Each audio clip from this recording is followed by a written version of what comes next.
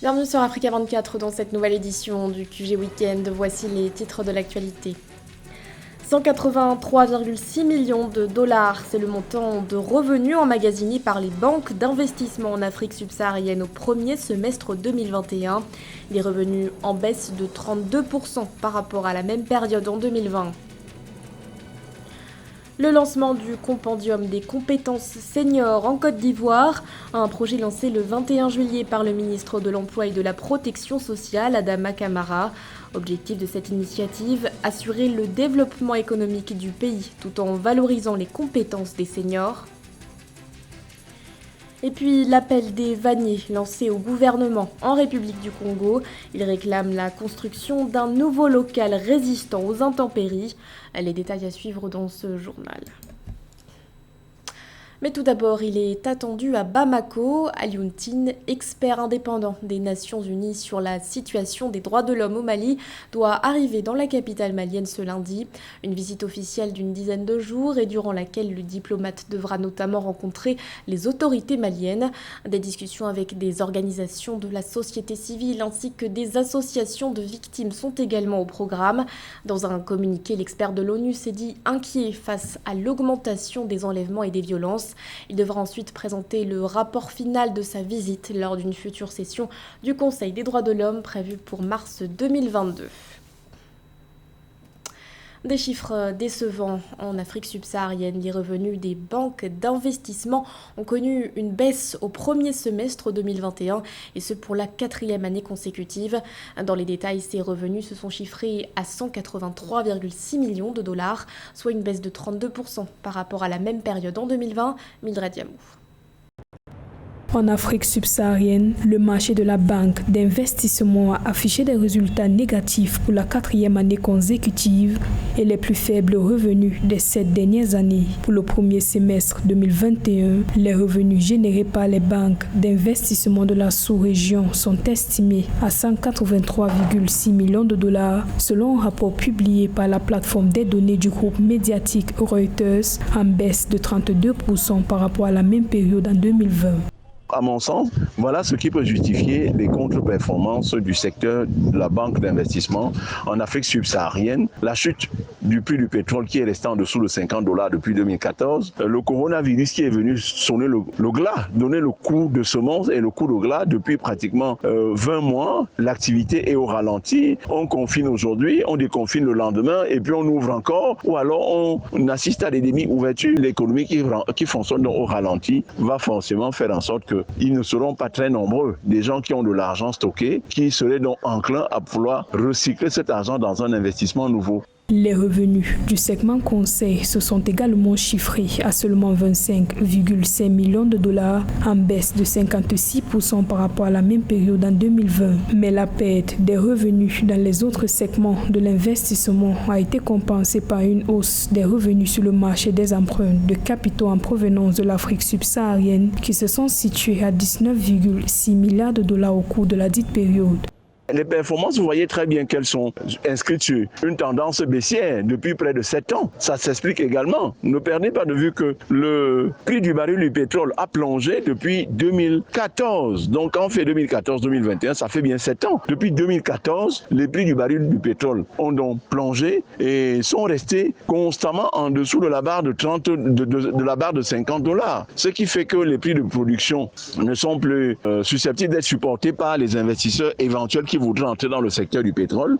La sous-région a pourtant connu de nombreuses transactions d'investissement. La valeur globale des transactions annoncées dans le segment des fusions-acquisitions s'élève à 62 milliards de dollars, un niveau record pour ce segment des activités d'investissement, 5 fois la valeur des transactions annoncées au cours du premier semestre 2020.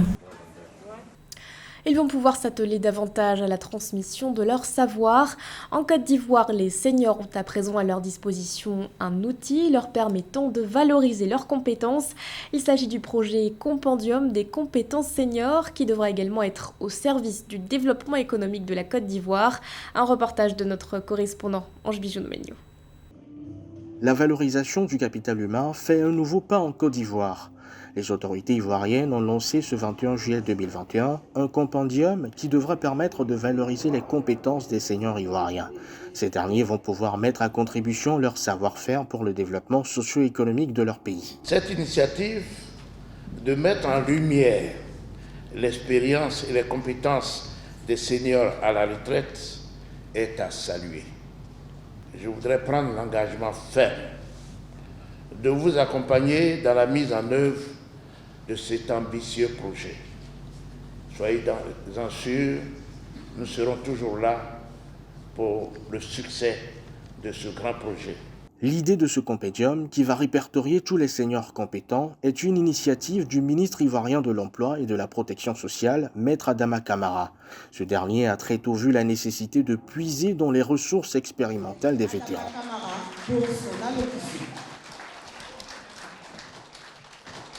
Le compendium des compétences des seniors de Côte d'Ivoire est donc un puissant instrument conçu pour vous et surtout qui vise à mettre en exergue vos compétences et vos qualifications inestimables. Aussi, vous conviendrez avec moi que pour rendre véritablement opérationnelle cette plateforme numérique en vue d'en tirer tous les avantages suscités et d'en faire un site dynamique et interactif, la mobilisation et la contribution de tous les acteurs est plus que nécessaire. Puis-je compter sur vous? Le compendium des compétences des seniors est accessible via le site internet www.competenceseniors.net où tous les seniors de Côte d'Ivoire et de la diaspora sont invités à s'inscrire pour commencer l'œuvre à laquelle ils sont appelés. L'avènement du coronavirus a d'une certaine façon bouleversé le monde du travail.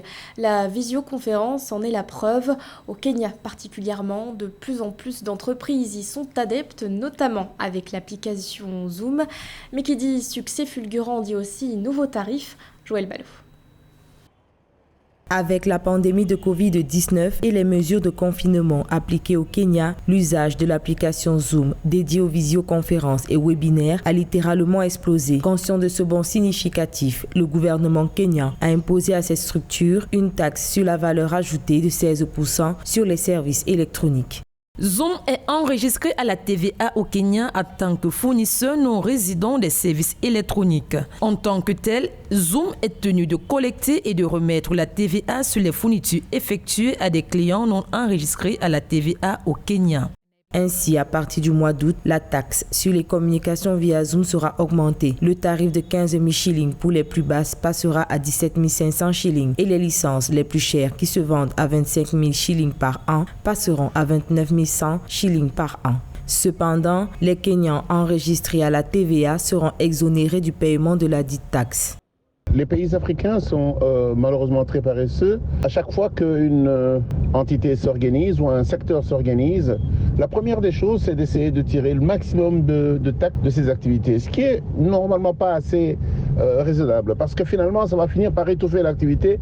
On va rentrer à l'étape zéro. Je pense simplement que les gouvernements africains, en ce compris le Kenya, devraient se battre pour élargir l'assiette d'activité pour que les technologies deviennent des outils de promotion plutôt que des vaches à lait. Je pense que là, le Kenya fait fausse route et ce sera malheureux que nous ayons des effets pervers. Ainsi, dès le mois prochain, les consommateurs devront payer plus pour se réunir ou assister à des réunions en ligne. Rappelons que le nombre d'utilisateurs au quotidien de Zoom à l'échelle mondiale est passé de 10 millions en décembre 2019 à 200 millions en mars 2020. L'Égypte pleinement lancée dans la production locale de vaccins anti-Covid. Le pays a déjà produit 1 million de doses du vaccin chinois Sinovac. Une première étape notable pour les autorités qui ambitionnent de produire pour cette première année de fabrication 40 millions de doses. Mildred Yamou. L'Afrique connaît des progrès importants réalisés dans la production locale des vaccins anti-Covid-19. L'Égypte a atteint une production record d'1 million de doses du vaccin chinois Sinovac. L'annonce intervient moins de 2 mois après le lancement de la production du vaccin chinois sur le territoire égyptien. Bien que le résultat obtenus soit en dessous des objectifs initialement fixés, cette production d'1 million de doses du vaccin chinois en Égypte est saluée comme une véritable avancée. Ce alors même que les vaccins Pfizer, Moderna et AstraZeneca peinent à se frayer un chemin sur le continent du fait d'une certaine concurrence avec les pays riches qui continuent d'en commander à coups de milliards de dollars. Alors que les pays africains subissent une pénurie de vaccins qui a ralenti leur campagne de vaccination, l'Égypte veut atteindre au cours des prochains mois une production de 40 millions de doses du vaccin Sinovac. Ces doses devraient accélérer sa campagne de vaccination et venir en aide à plusieurs d'autres pays afin de répondre aux besoins immédiats de la population locale. Avec ces doses de vaccins Sinovac, l'Égypte vient de relever un défi technologique énorme. En atteignant cet objectif sanitaire, l'Égypte va permettre à ses populations et aux populations africaines de bénéficier des vaccins adaptés au conditionnement technique des exigences sanitaires. L'Afrique va pouvoir ainsi sortir de la dépendance sanitaire pour une sécurité sanitaire durable. Nous espérons que des pays qui ont des mêmes ambitions telles que le Sénégal, la Tunisie, l'Afrique du Sud suivront afin que les populations africaines sortent de la dépendance des intrants, des chaînes d'approvisionnement pour une continuité de lutte contre la pandémie. Cette avancée vient renforcer la coopération entre l'Afrique et la Chine dans la lutte contre la pandémie. Précisons que l'Égypte avait conclu un accord avec la Russie pour la production locale du vaccin Sputnik V et 40 millions de doses par an devraient être produites dans le cadre de ce partenariat. Dans le reste de l'actualité, les épreuves du baccalauréat reportées au Niger. Ces examens initialement prévus pour le 27 juillet se dérouleront finalement le 4 août prochain. Un report annoncé par le ministre de l'Enseignement supérieur et de la Recherche scientifique, Mamadou Djibo, lors d'une conférence de presse donnée ce vendredi. Conférence de presse durant laquelle plusieurs motifs ont été donnés. Le ministre a notamment évoqué des problématiques d'ordre technique et financier. Mais il a aussi admis un retard relatif à la formation des présidents du jury. La vannerie, un art qui rencontre toujours un franc succès au Congo, et ce malgré la crise sanitaire. Néanmoins, les vanniers se retrouvent de plus en plus vulnérables face aux intempéries. L'entrepôt où leurs œuvres sont exposées ne leur garantit pas la sécurité. Face à cette situation, les vanniers sollicitent l'aide du gouvernement. Un reportage de notre correspondant, Eva Panzou. L'activité de la vannerie se porte bien à Brazzaville selon les artisans qui l'exercent. La crise financière, rejointe plus tard par la crise sanitaire due à la Covid-19, n'ont pas dévalorisé cette activité auprès de la clientèle de cet atelier. Mais cela est dû aussi à une diversification de l'offre avec la conception de nouveaux articles. Aujourd'hui, nous sommes nombreux, dans le temps aussi, nous étions seulement au moins du nombre de 8. Aujourd'hui, on est plus de 30. Dans le temps, on ne faisait pas de grosses chaises comme ça, les vasiles en bas, des étagères. Dès que nous sommes rentrés dans des chaises vedettes que vous voyez là, donc oui, bon, la majorité aussi, les clients, vraiment, ils achètent beaucoup. La disponibilité de la matière première utilisée par les vanniers rend le travail plus facile et la qualité du produit fini appréciable. Toutefois, ces artisans sont à la merci de la pluie et des voleurs. Ils sollicitent de l'État la construction d'un local où ils pourraient entreposer leurs œuvres. Bon, vraiment, ce qui nous fait mal, c'est quoi? S'il y avait la pluie, vous ne devrez même pas venir ici, là. Si vous êtes venu, c'est parce qu'il n'y a pas la pluie. Donc, il nous fallait mettre une tente ici, là, qui pourra au moins nous servir pendant la pluie. On peut travailler sous la pluie. Même le président Sassou Nguesso peut aussi entendre ce que nous disons ici, là. Il a le droit de nous aider. Ce sont ses enfants. Ce site des vanniers, situé à Bifouti, dans le 1er arrondissement de Brazzaville, existe depuis 1972. Il représente aussi une vitrine touristique pour les étrangers qui visitent le Congo. Notons que ces derniers sont exonérés de toutes taxes, impôts et exercent librement sur le site qu'ils occupent. Ce journal a été réalisé par l'ensemble de la rédaction. Merci de votre fidélité. L'actualité continue sur Africa 24.